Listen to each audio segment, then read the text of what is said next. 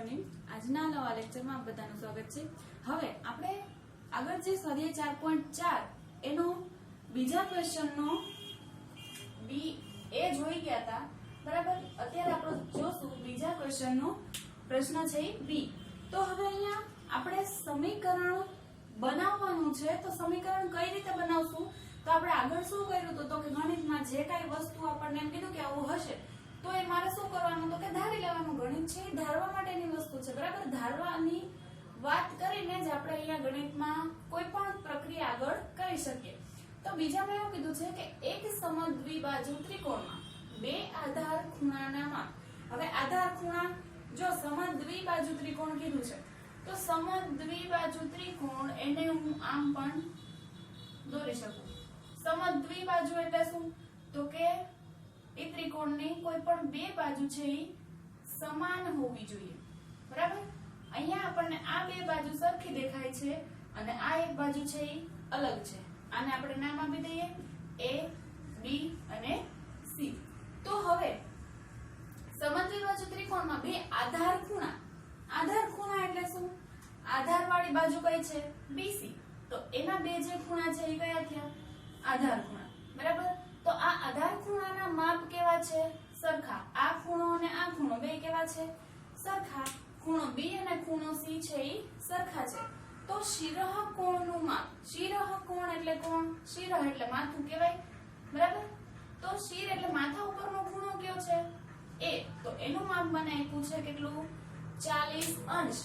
તો ત્રિકોણના આધાર ખૂણાનું માપ શું હશે? B અને C નું માપ મારે શોધવાનું છે।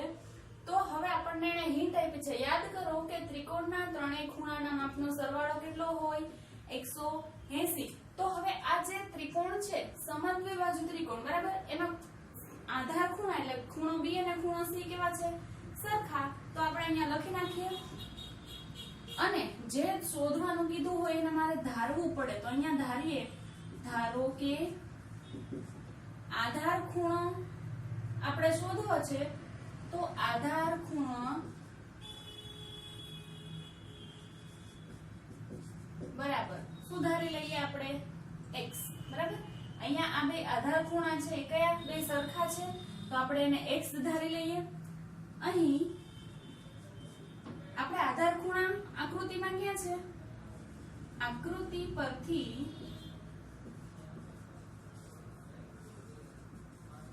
આધાર ખૂણા બરાબર ખૂણો B અને ખૂણો C।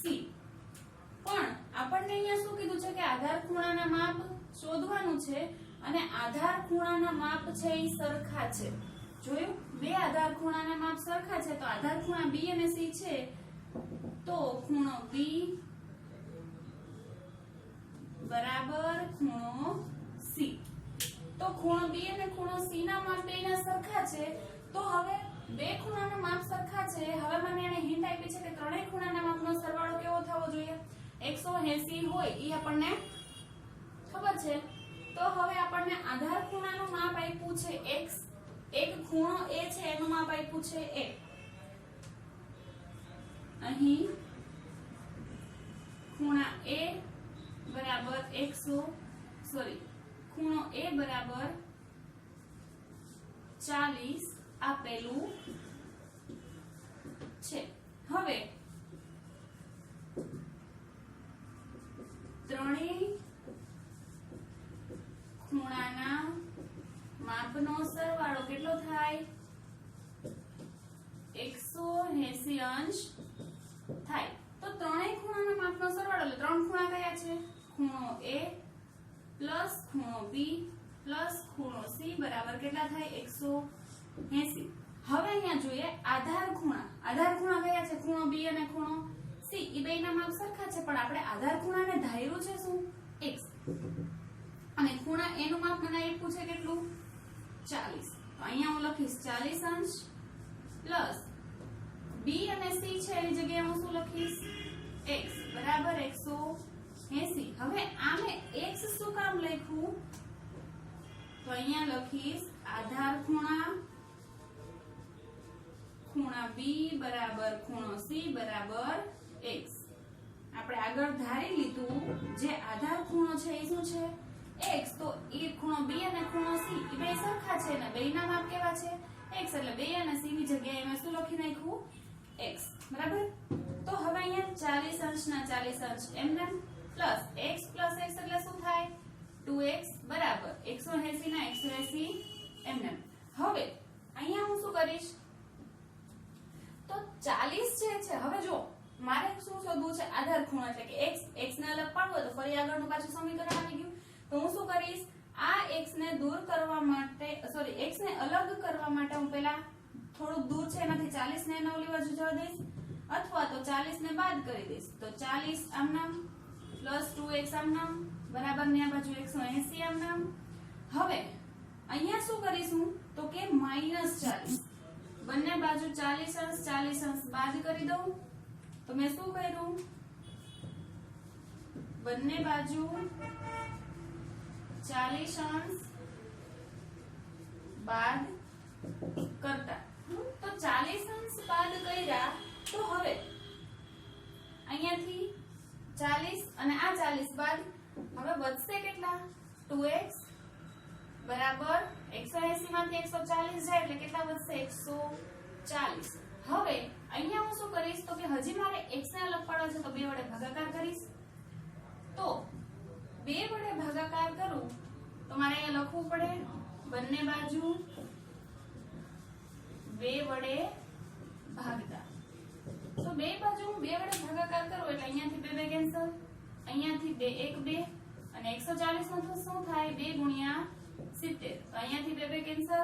હવે આવશે કેટલા અહીંયા વધે x બરાબર 140 ની જગ્યાએ વધશે 70 અને છેદમાં 1 છે એ લખવાની જરૂર અહીંયા આવશે 1 બરાબર, છેદમાં 1 છે લખવાની જરૂર નથી. તેથી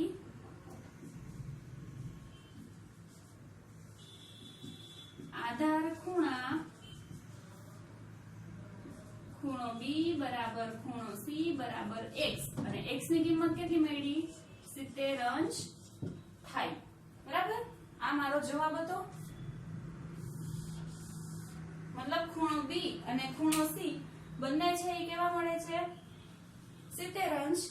અહીંયા આપણે સમદ્વિબાજુ ત્રિકોણ આપ્યું છે તો સમદ્વિબાજુ ત્રિકોણના આધારે જે વાત કરીએ બરાબર, તો એમાં સમદ્વિબાજુ એટલે કોઈ પણ બે બાજુ છે એ સરખી હોય અને ત્રીજી બાજુ છે એ અલગ મળે.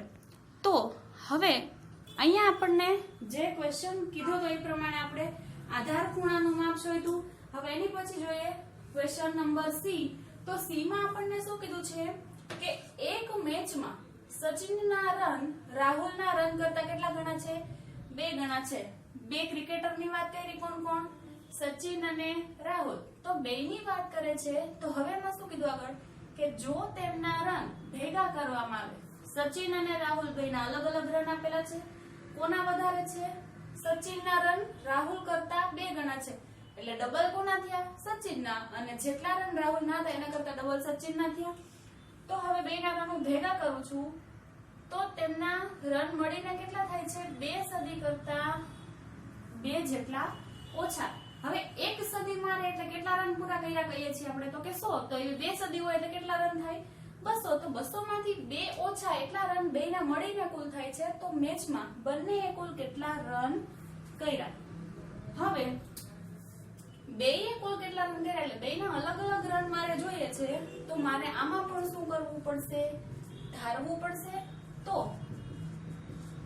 હવે મને ઈ પ્રશ્ન થાય કે 2 વ્યક્તિ આપ્યા છે તો 2 વ્યક્તિમાંથી મારે ધારવું કોનું સચિનનું કે રાહુલનું. તો સચિનના રન છે એ રાહુલ કરતા 2 ગણા છે. જો કોનો આધાર કોના પર છે સચિનનો આધાર છે રાહુલ ઉપર, એટલે કે રાહુલના જે રન હતા એના કરતા સચિનના ડબલ થયા. તો પેલા મને ખબર કોની હોવી જોઈએ તો કે રાહુલની, એટલે હું રાહુલના રન ધારી લઈશ. ધારો કે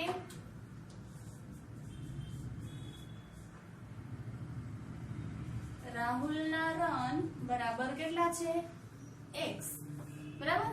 રાહુલના રન મેં કેટલા ધાર્યા x. હવે એના ઉપરથી કોના હું મેળવીશ સચિનના, તેથી સચિનના રન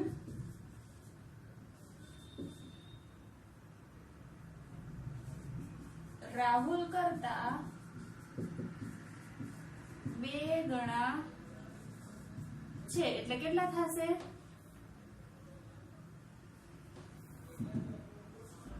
તેથી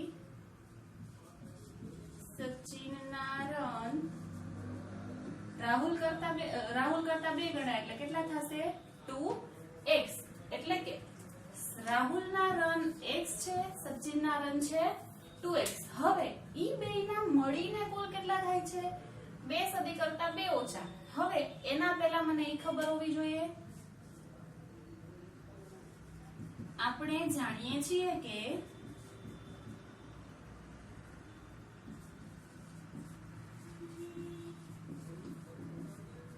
એક સદી બરાબર કેટલા રન થાય?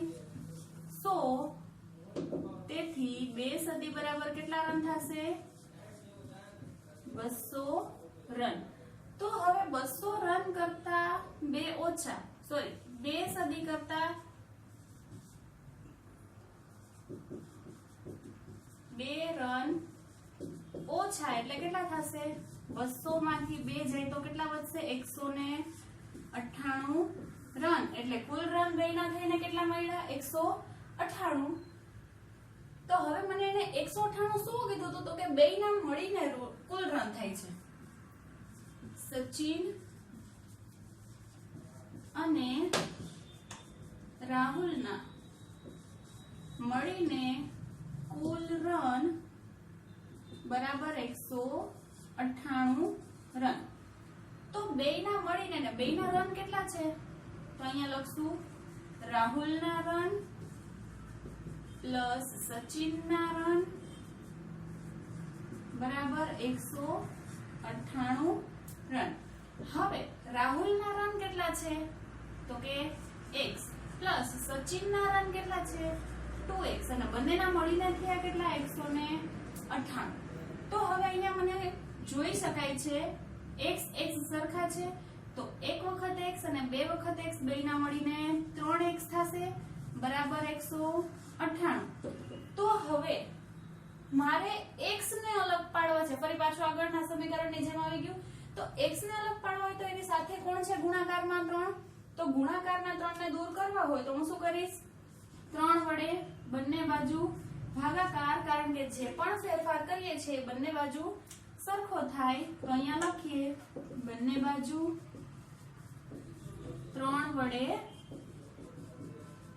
ભાગતા. તો અહીંયા 3 કેન્સલ. હવે અહીંયા 3 વડે ભાગ જશે.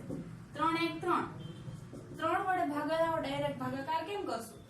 તો જો પેલી એક જ સંખ્યા છે 1 એ 3 કરતા નાની છે એટલે એનાથી ભાગ ચાલશે ને, એટલે બે સંખ્યા લેવી પડશે.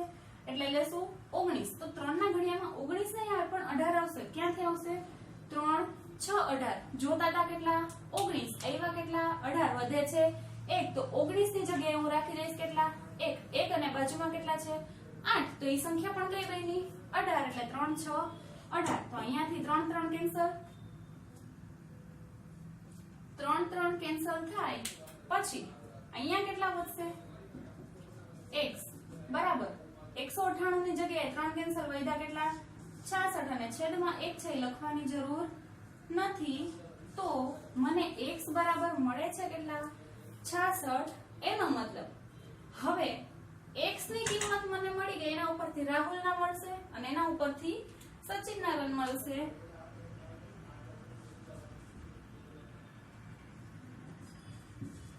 રાહુલના રન બરાબર x એટલે કેટલા થશે? 66 રન. અને સચિનના રન બરાબર 2x બરાબર 2 ગુણ્યા 66 થશે. 2 ગુણ્યા 66 પાછળથી ગુણાકાર કરો. 2 6 12. 12 નો 2 વધી 1. 2 6 12. 12 ને 13. એટલે 132 રન કોના થયા? સચિનના. બરાબર. તો રાહુલના રન છે એ 66 મળે છે અને સચિનના રન છે એ કેટલા મળે છે? 132. તેથી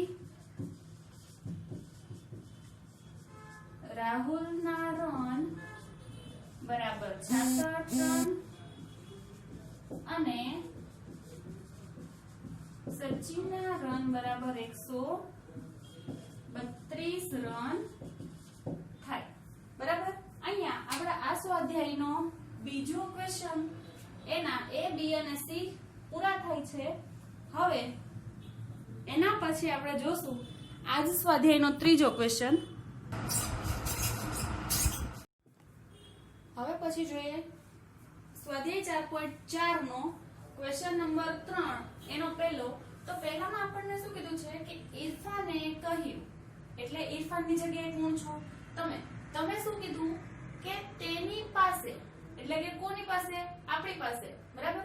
એટલે અહીંયા આપણને લીધું છે તો આપણી પાસે કેટલા છે? પરમિત, એટલે કે તમારી કોઈ બીજી ફ્રેન્ડ લઈ લો એની પાસેની લખોટી. તમે શું કહો છો કે તમારી પાસે તમારી ફ્રેન્ડ કરતા લખોટી કેટલા? 5 ગણી કરતા 7 વધારે છે. તમારી પાસે કેટલી લખોટી છે? તમારી ફ્રેન્ડ કરતા 5 ગણી તો છે, પણ એના કરતા એમાં થોડો ઘટાડો થાય છે, સોરી વધારો થાય છે. એટલે 5 ગણા કરો તો પણ 7 વધારાની લખોટી તમારી પાસે છે. અને ઇરફાનની પાસે કેટલી લખોટી છે?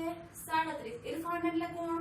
હું. બરાબર. તમે ધારો છો તો ઇરફાનની જગ્યાએ તમારે, એટલે તમારી પાસે કુલ કેટલી લખોટી છે?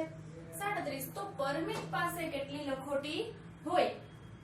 હવે જો ધારવાનું કઈ રીતે, તો જેના આધારે વાત કરતા હોય, જેના આધારે વાત કરીએ છીએ, તો મારી પાસે છે મારી ફ્રેન્ડ કરતા, તો મારી ફ્રેન્ડ પાસે કંઈક હશે તો હું કહી શકીશ ને કે એના કરતા મારી પાસે થોડીક વધારે છે.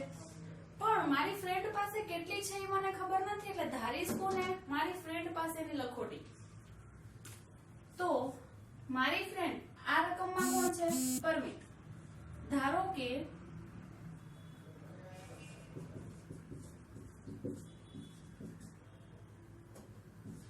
પરમિત પાસેની લખોટી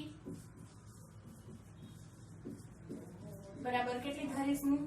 x. બરાબર. આમાં તમે કોઈ પણ મૂળાક્ષર ધારી શકો છો, પણ પરમિત પાસેની લખોટી આપણે કેટલી ધારીએ છીએ? x. હવે પરમિત ઉપરથી ઇરફાન પાસેની લખોટી કેટલી છે ને એને લેવી છે. તો હવે ઇરફાન પાસેની લખોટી પરમિત પાસેની લખોટીથી કેટલા કરવા છે? પરમિતની લખોટી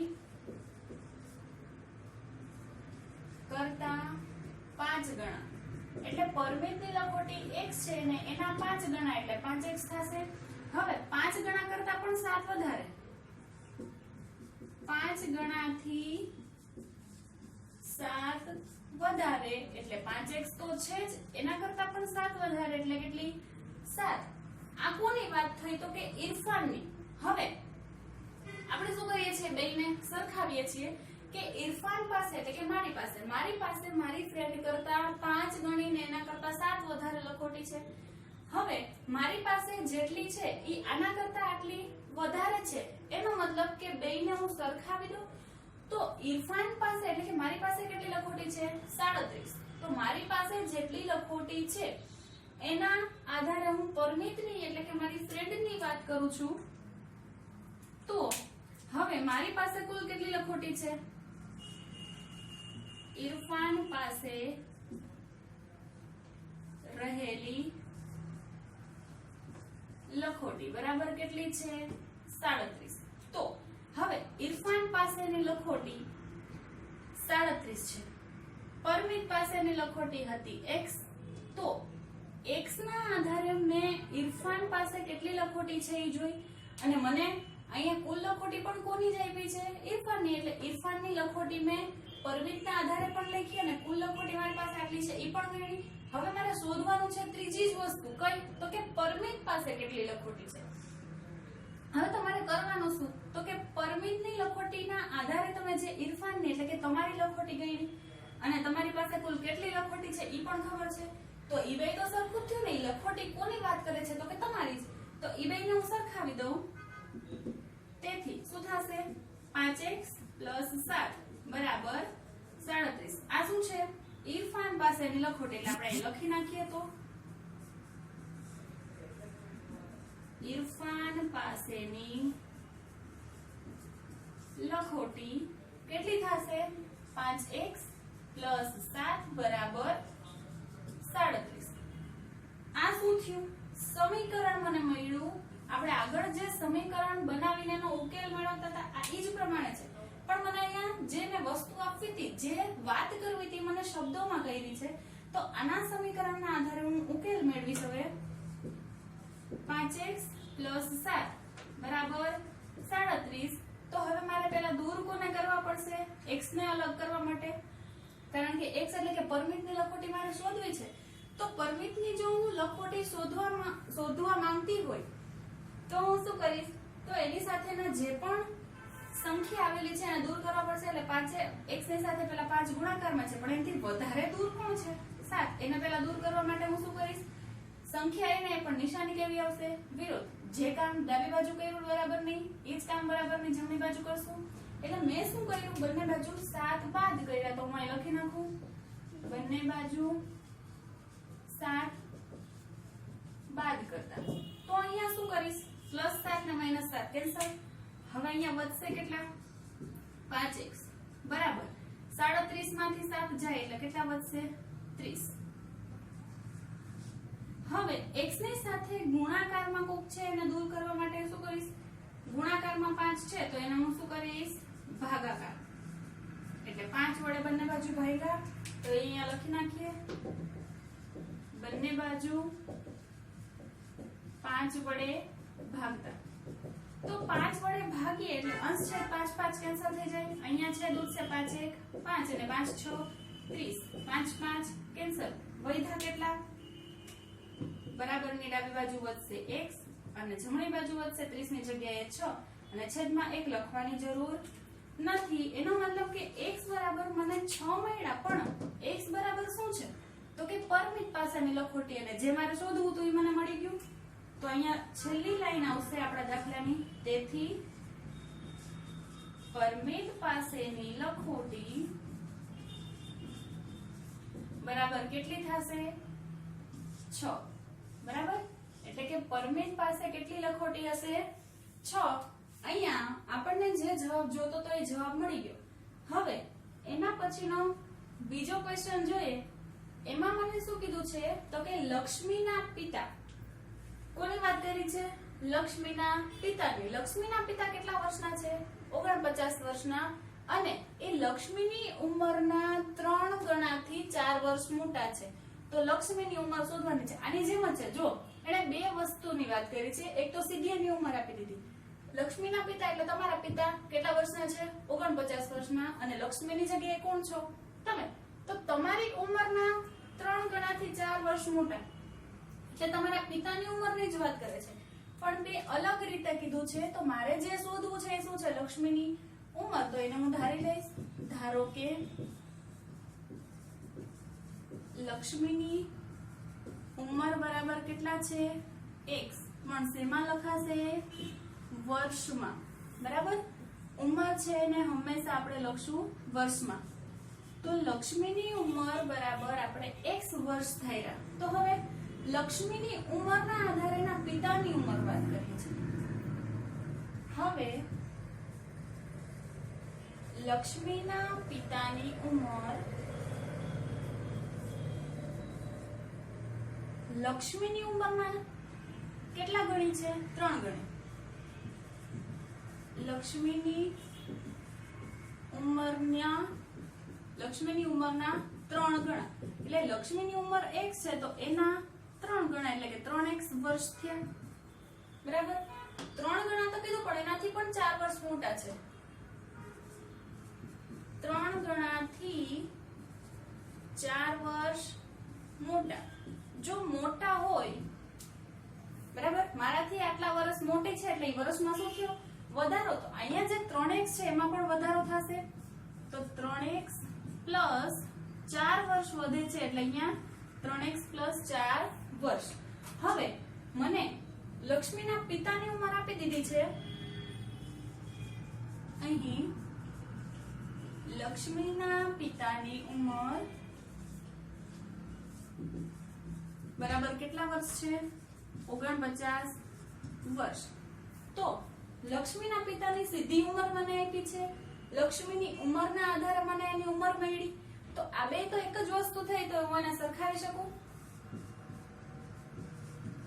લક્ષ્મીના પિતાની ઉંમર, લક્ષ્મીના પિતાની ઉંમરની વાત કરીએ છીએ તો પહેલા હું શું લખીશ, જે લક્ષ્મીના આધારે વાત કરી છે 3x + 4 બરાબર 49। આ મને સમીકરણ મળી ગયું, બરાબર। હવે આ સમીકરણના આધારે હું શું કરીશ, x એટલે કે લક્ષ્મીની ઉંમર જે શોધવી છે એને હું ગોતીશ, તો 3x + 4 થોડીક જગ્યા બરાબર 49। તો હવે મારે x ને અલગ પાડવું હોય તો હું શું કરીશ, પહેલા એનાથી થોડુંક વધારે દૂર હોય એને અલગ કરીશ, તો +4 છે તો હું બંને બાજુ કરીશ -4, એટલે કે બંને બાજુ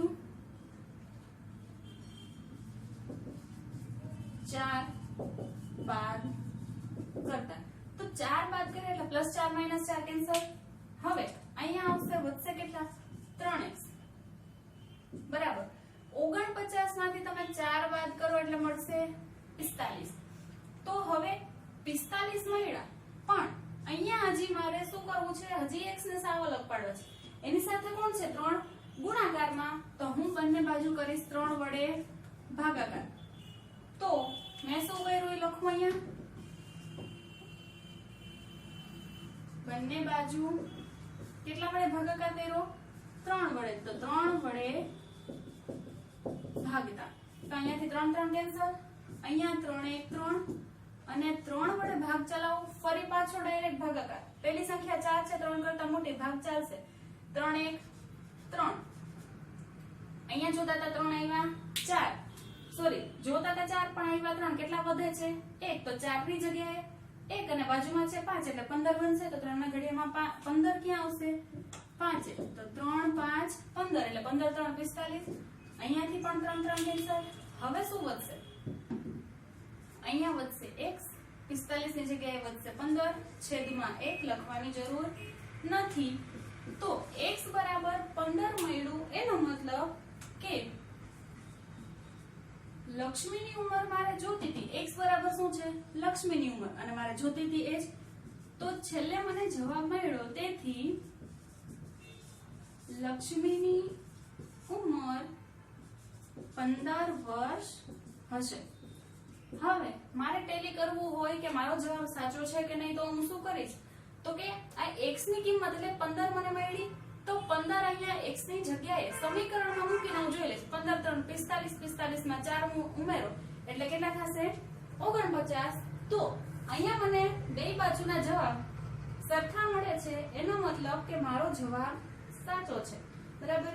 આમાં પણ તમે x ની જગ્યાએ 6 મૂકીને જોવો, 5 6 30, 30 + 7 એટલે 37, તો આ રીતે તમે સાચા છો કે નહીં જોવા માટે સમીકરણમાં મળેલા જવાબની કિંમત મૂકો, એટલે ડાબી બાજુ ને જમણી બાજુ બે સરખું આવે, એનો મતલબ કે તમારો જવાબ સાચો છે।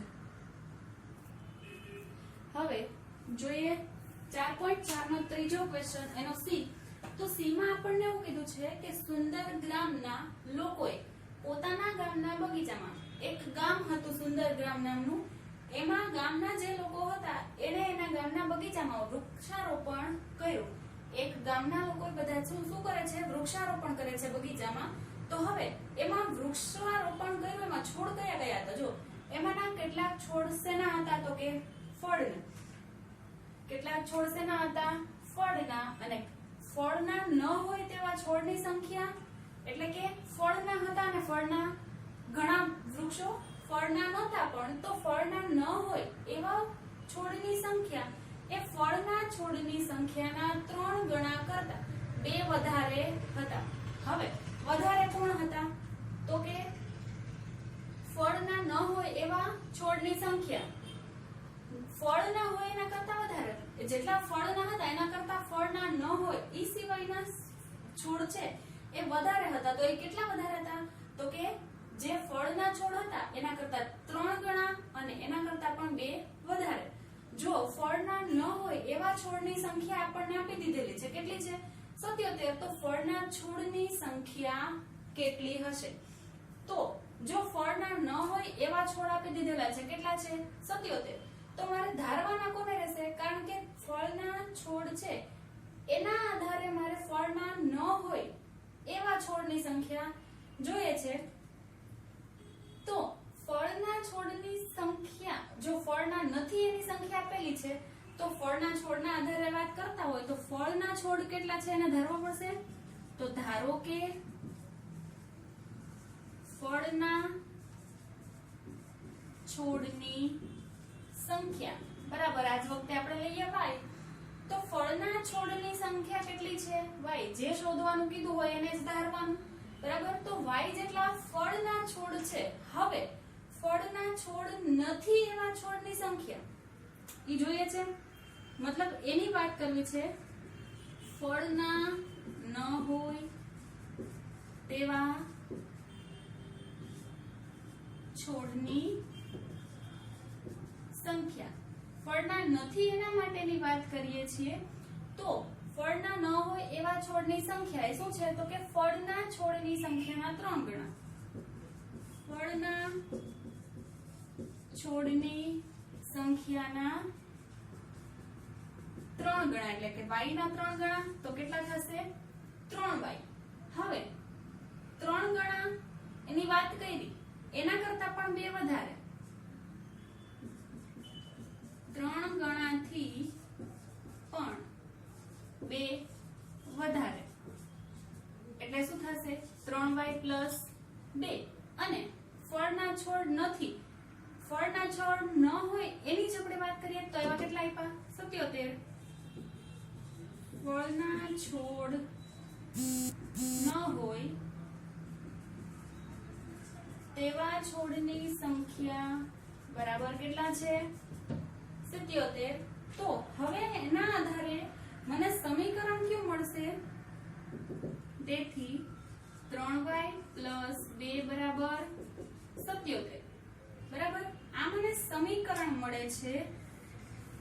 તો હવે આ સમીકરણના આધારે મારે જોઈએ છે શું y, એટલે કે ફળના છોડ હોય એવા છોડની સંખ્યા. ફળના છોડની સંખ્યા જોઈએ તો હવે આના આધારે વાત કરીએ 3y + 2 એમનામ બરાબર ના બરાબર 77 એમનામ.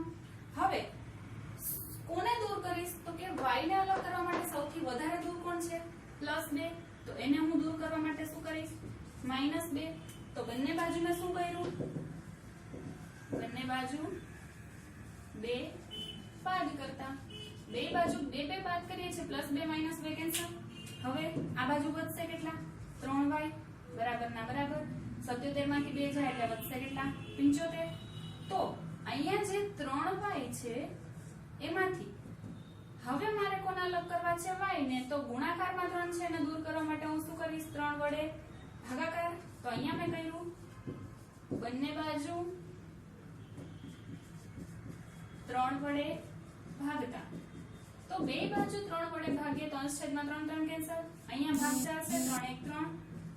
હવે ફરી પાછું 3 વડે ભાગાકાર કરવાનો છે તો 75 નો ભાગ ચાલશે 3 વડે, પણ કઈ રીતે ડાયરેક્ટ ભાગાકાર કરો, 7 છે પણ 3 2 6 આવશે. તો 3 2 6 એ આવ્યા, જોતા તા 7 આવ્યા 6 કેટલા વધશે 1, તો 7 ની જગ્યાએ 1 રાખો બાજુમાં 5 એટલે 15, તો 3 5 15 એટલે 25 3 75 થાય, 3 1 3, અહીંયાથી 3 3 કેન્સલ. હવે અહીંયા y બરાબર 75 ની જગ્યાએ વધે છે 25 ને છેદમાં 1, જેને લખવાની જરૂર નથી.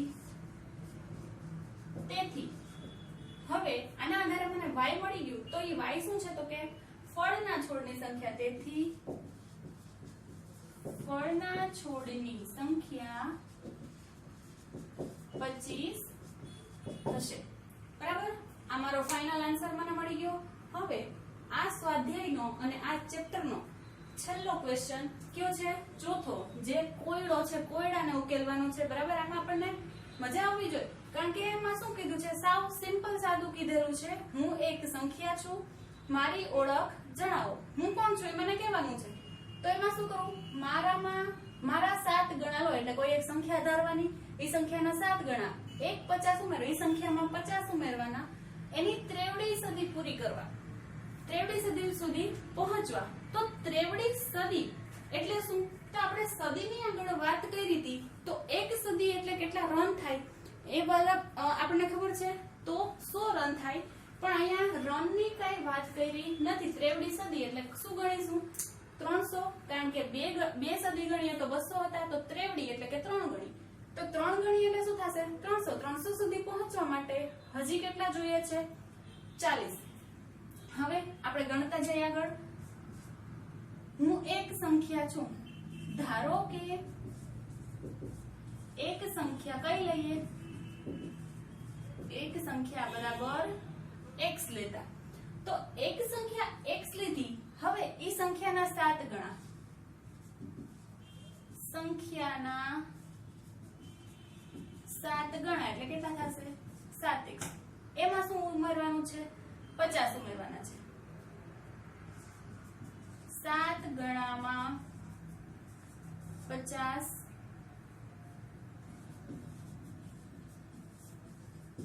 ઉમેરો એટલે 7x + 50 થશે. હવે 7x + 50 થયા, એની ત્રેવડી સદી એટલે શું થશે? ત્રેવડી સદી એટલે 3 × 100 બરાબર કેટલા થશે? 300. તો 300 સુધી પહોંચવું છે તો હજી કેટલા જોઈએ છે? 40.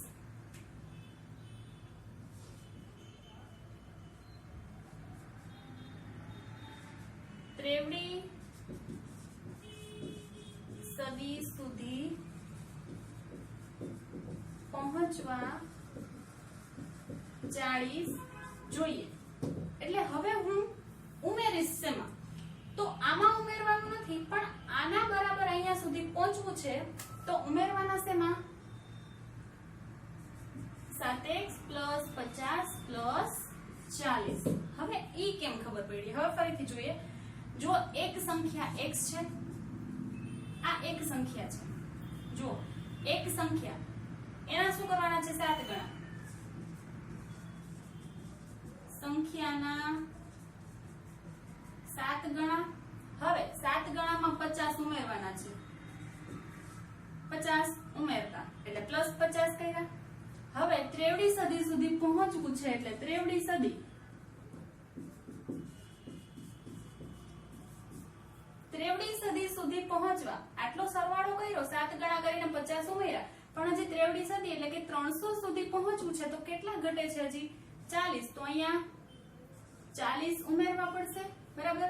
તો સંખ્યાના 7 ગણા એ કેટલા છે? 7x + 50 + 40 બરાબર ત્રેવડી સદી એટલે કેટલા? 300. તો અહીંયા 7x ના 7x + 50 + 40 એટલે શું થશે? 90. અને અહીંયા 300 ના 300. હવે જો આપણું સમીકરણ બની ગયું. બરાબર. આ સમીકરણ છે. હવે x ને અલગ પાડવા માટે મારે પહેલા 90 ને દૂર કરવા પડશે. તો શું થશે? 7x + 90 બરાબર 300. તો અહીંયાથી હું શું કરીશ? -90 કરીશ. તો મેં શું કર્યું? બંને બાજુ 90 બાદ કરતા. તો 90 બાદ કર્યા એટલે અહીંયાથી +-90 કેન્સલ. અહીંયા વધશે 7x બરાબર ના બરાબર 300 માંથી 90 જાય એટલે કેટલા વધશે? 210.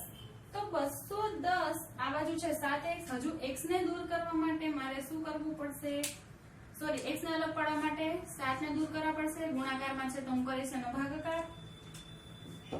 બંને બાજુ 7 વડે ભાગતા. તો અહીંયાથી 7 કેન્સલ. અહીંયા છે દૂધશે 7x 7. પછી 21 છે તો 7 3 21 ને પાછળનો 1 0 અહીં ઉમેર દો. અહીંયાથી જશે 7 7. હવે આ બાજુ વધશે કેટલા? x બરાબર 210 ની જગ્યાએ વધે છે 30. અહીંયા મને x મળી ગયો. એનો મતલબ કે જે સંખ્યાની વાત કરતા હતા એ મને મળી ગઈ. તેથી માંગેલી સંખ્યા 30 થાય. બરાબર. અહીંયા આ કોયડો પૂરો અને અહીંયા આપણું આ સ્વાધ્યાય પણ પૂરું. હવે આના પછી આપણે ચેપ્ટરના એન્ડમાં જે MCQ લખીએ છીએ MCQ હું લખી દઉં. બરાબર, એ જાતે તમારે સોલ્વ કરવાના રહેશે. હવે અહીંયા તમને જે એમસીક્યુ આપેલા છે એ દરેક એમસીક્યુ તમે આગળ જોઈ જ ગયા છો. અહીંયા સમીકરણના સીધા ઉકેલ મેળવવાના, ચલને અલગ કરવા માટે તમારે જે પણ પ્રક્રિયા કરવી પડે એ ડાબી બાજુ ને જમણી બાજુ બંને બાજુ સરખી રીતે કરવાની, એટલે તમને ઉકેલ મળી જશે. પછી અહીંયા તમારે સમીકરણ સ્વરૂપે લખવાનું છે અને ઉપરની જેમ અહીંયા પણ સમીકરણનો ઉકેલ તમારે ચલને અલગ પાડીને કરવાનો છે. બરાબર, આપણે બધું આગળ જોઈ જ ગયા છીએ એટલે તમને આવડી જશે. જાતે કરવાના છે અને મને આને આન્સર મોકલવાના રહેશે. અહીંયા આ આપણું ચેપ્ટર પૂરું થાય છે. છેલ્લા એમસીક્યુ તમે કરી લ્યો એટલે આ ચેપ્ટર આપણું અહીંયા પૂરું થાય છે. બરાબર, બધાને આવડે છે. અને આ ચેપ્ટર હવે તમને ન સમજાય તો પાછું ફરી એકવાર જોઈ લેજો, કારણ કે આ ચેપ્ટર આઈએમપી છે, તમારા માટે આગળ પણ આવશે અને આવડવું ફરજિયાત છે. બરાબર, આમ તો સહેલું જ છે, આવડી જશે. ટ્રાય કરવાની, પ્રેક્ટિસ વધારે રાખજો એટલે આવડી જશે.